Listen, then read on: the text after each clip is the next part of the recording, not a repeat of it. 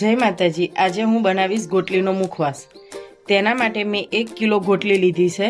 આ ગોટલી ઘરે રાખેલા ગોટલાની નથી, આપણે રાજાપુરી કેરીની જે અથાણા માટેની હોય એની ગોટલી લીધી છે। એ દુકાનવાળા પાસેથી તમને ઇઝીલી બધી જગ્યાએ મળી રહેશે।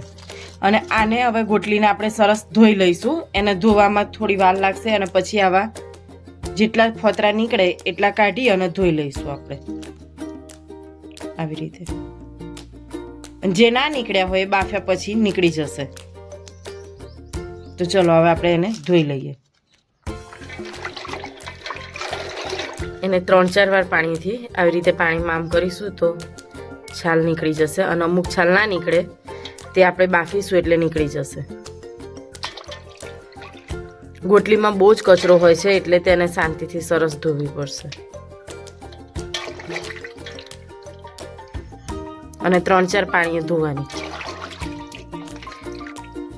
ગોટલી લાયા પછી તૈયારીમાં તેનો ઉપયોગ કરવાનો અને જો તૈયારીમાં તેનો ઉપયોગ ના કરવો હોય તો તેને ફ્રીજમાં મૂકી દેવી, નહીંતર ગોટલી કાળી થઈ જશે।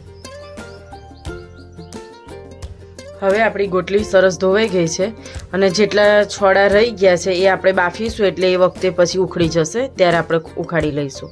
હવે તેને આપણે બાફવા માટે મૂકી દઈશું। 2 ચમચી જેટલું મીઠું લીધું છે। મીઠું માપનું લેવું, આપણે પછી જ્યારે શેકીએ ને ત્યારે પણ સંચર પાવડર ઉપર નાખીશું। એટલે 1 ગ્લાસ પાણી લઈ મીઠું ઓગાળી લેવાનું।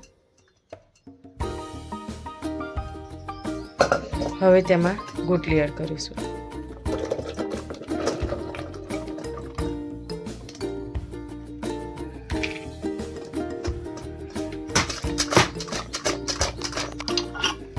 હવે કુકર બંધ કરી તેની આપણે 1 સીટી વગાડીશું। હવા ભરાય, મોટી ગોટલી છે એટલે 1 સીટી, હાવ નાની હોય તો હવા ભરાય ત્યાં સુધી રાખો।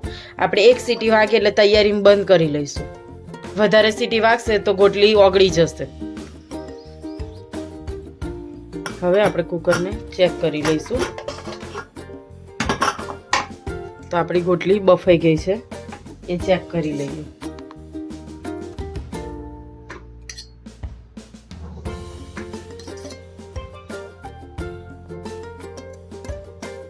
બફાઈ ગઈ છે અને ફોતરા પણ એની જાતે છૂટા પડવા માંડ્યા છે। હવે તેને આપણે એક ચાણીમાં કોરી પાડી લઈએ। પ્લાસ્ટિકની એટલે લીધી છે કે વાસણ કાળા કરી દે ગોટલી, એટલે આપણે પ્લાસ્ટિકની ચાણીમાં, અને એલ્યુમિનિયમ કે સ્ટીલની હોય તો પણ કોરી પાડી શકાય। ચલો હવે આપણે તેને કોરી પાડી લઈએ। ગોટલી આપણી ઠરી ગઈ છે। હવે તેને આવી રીતે ખમણી લઈશું।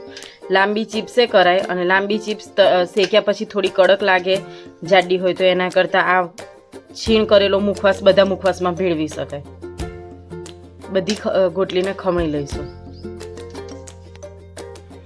તો આપણું છીણ આપણે આવી રીતે છીણી લીધું છે કે ગોટલીને। હવે તેને આપણે આવી રીતે ખાટલામાં કટકા ઉપર રાખી અને સૂકવી લઈશું। આને તડકે સૂકવવાનું નથી, ગેલેરી ઓસરીમાં કેમ રાખવાનું એટલે એની જાતે સુકાઈ જશે।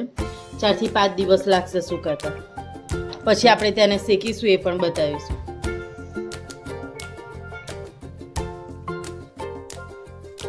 તો હવે આપણી ગોટલી સુકાઈ ગઈ છે। જો આવી રીતે અડીએ ત્યાં ભાગી જાય છે, એટલે આપણી ગોટલી છીણવાળી પણ સુકાઈ ગઈ છે અને થોડીક આપણે લાંબી ચિપ્સ કરી હતી તે પણ સુકાઈ ગઈ છે। અને આને તડકે સુકવવાની નથી, આને છાંયડે જ રાખવાની તો પણ સરસ સુકાઈ જશે। હવે આપણે ગોટલીને શેકી લઈશું।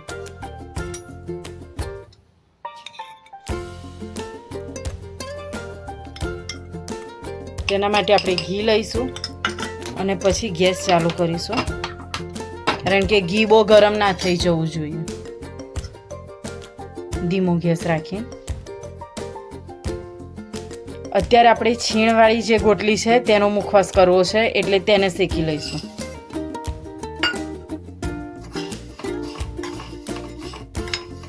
થોડાક ઘીમાં સરસ મુખવાસ શેકાશે આપણો।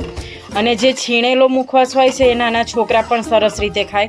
અને ગોટલીનો મુખવાસ ખાવાથી B12 ઘટતું હોય તેને B12 ઘટતું નથી અને દવા પણ નથી લેવી પડતી। ધીમા ગેસ આપણે સતત હલાવતા રહી અને શેકી લઈશું।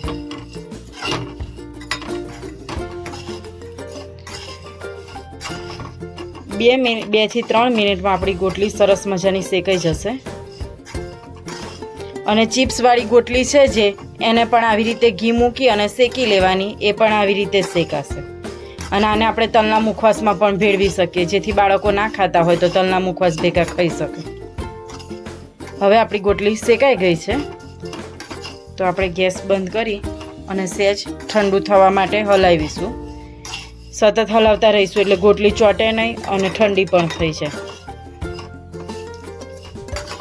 પછી આપણે તેમાં સંચરનો મસાલો કરીશું.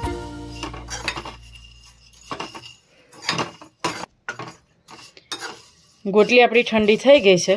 હવે તેમાં આપણે સંચરનો મસાલો કરીશું.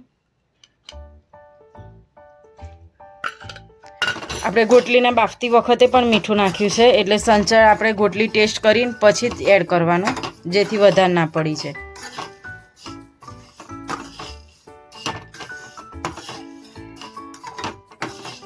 તો તૈયાર છે આપણો ગોટલીનો